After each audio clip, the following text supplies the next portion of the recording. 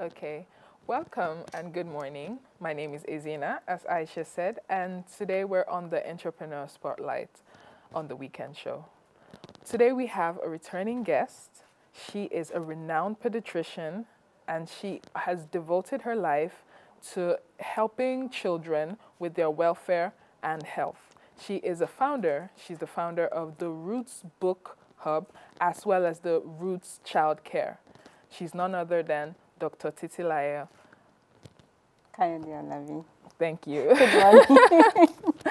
So, should I say welcome back? Thank you, Izina. Yes. So, I know the Roots Book Hub is big on connecting African children with African stories by authors. So, what led to the startup and what is the benefit of this connection? Okay, so good morning.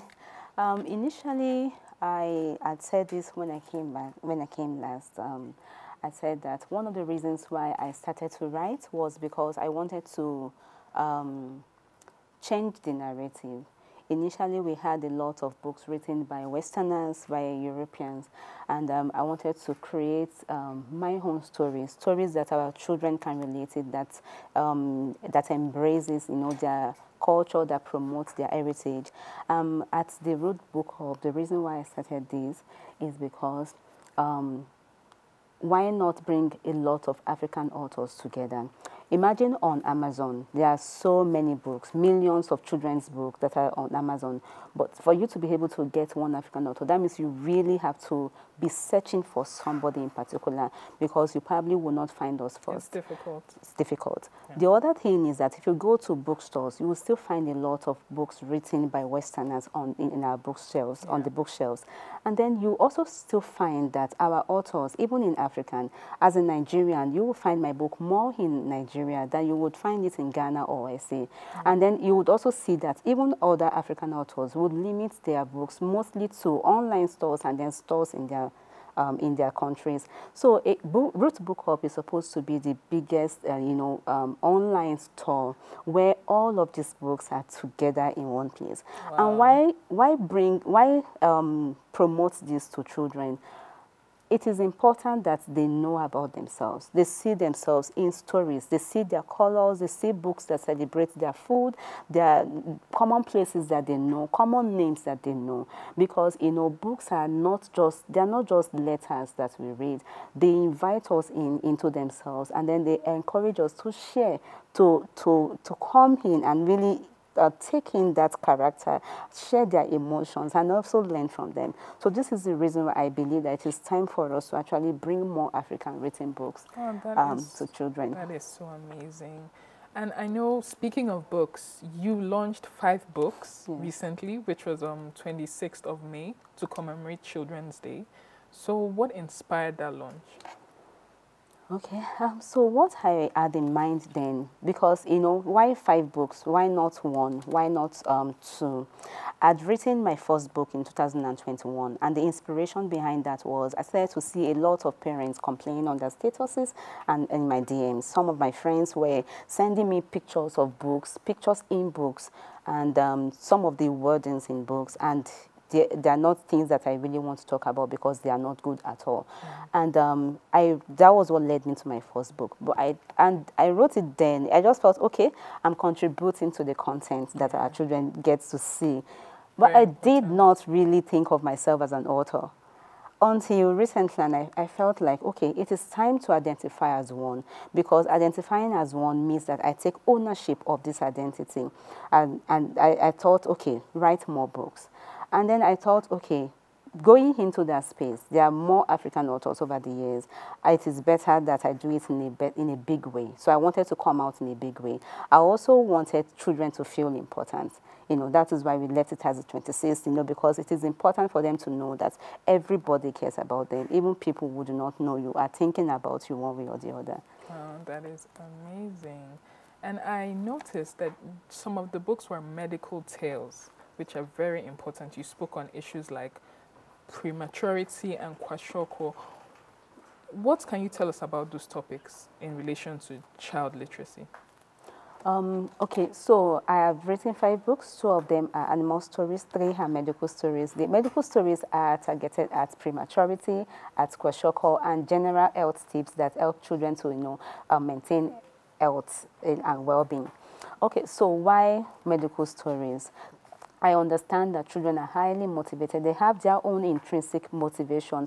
And when you give them the right kind of context, they are able to use information to conceptualize ideas. With these ideas, they can imbibe healthy habits. So let's take, for example, prematurity. As a pediatrician, I see parents who have premature babies struggle.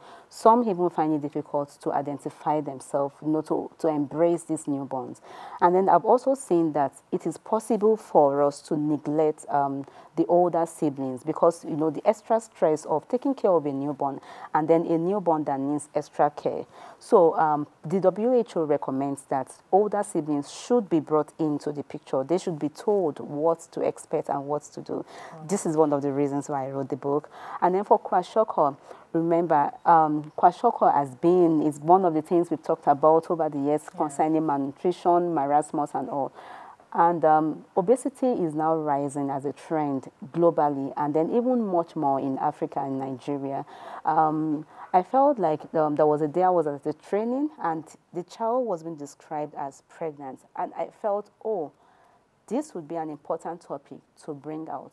One, it doesn't just address the children, it speaks to parents because they are giving health tips about food, about lifestyle. And that is the same thing I did with the third book. Books that just, give them health tips, help them to be able to imbibe habits that help them to be healthy. Oh, that's great. That is great. It's almost like how do you speak on storytelling? Because what you're doing here is your storytelling. So what do you say about storytelling as a tool for other authors out there to empower and educate children to live better lifestyles, healthier lifestyles? Stories are everywhere.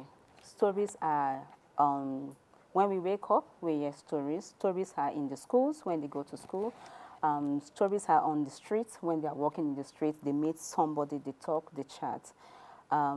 Children are like sponges that absorb things readily. Very true. The information that they get, from anywhere at all, from media, from their parents, from their experiences, this will build like a framework for them to build their mindset, their self-esteem, the way they look at themselves, and the way they look at the environment.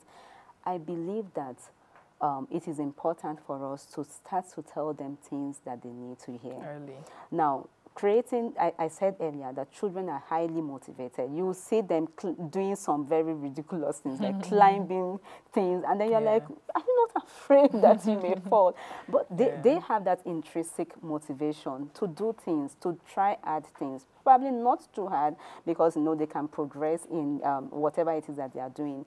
Through storytelling, through my stories, because they are medical stories, they are tales that are brought in a fun way but inspiring.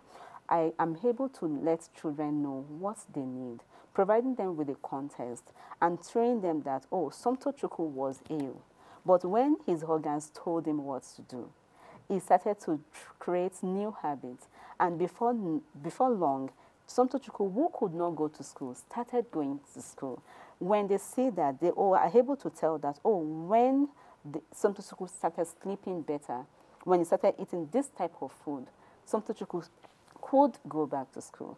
I believe that with this information, they are empowered. Not just the children and the parents, they are empowered. Then they can conceptualize ideas, make new plans, and also new habits that can help them. Wow, that is amazing. That is so much to think about. Thank you so much, Dr. Titilayo. And I encourage the audience out there to go out, purchase these books because they're very helpful for your children, not just your children, but for children, it will benefit greatly. And that's all the time we have for today. So thank you so much for joining us today on Entrepreneur Spotlight. I'm Izina. I've been your host, and I'll see you next week.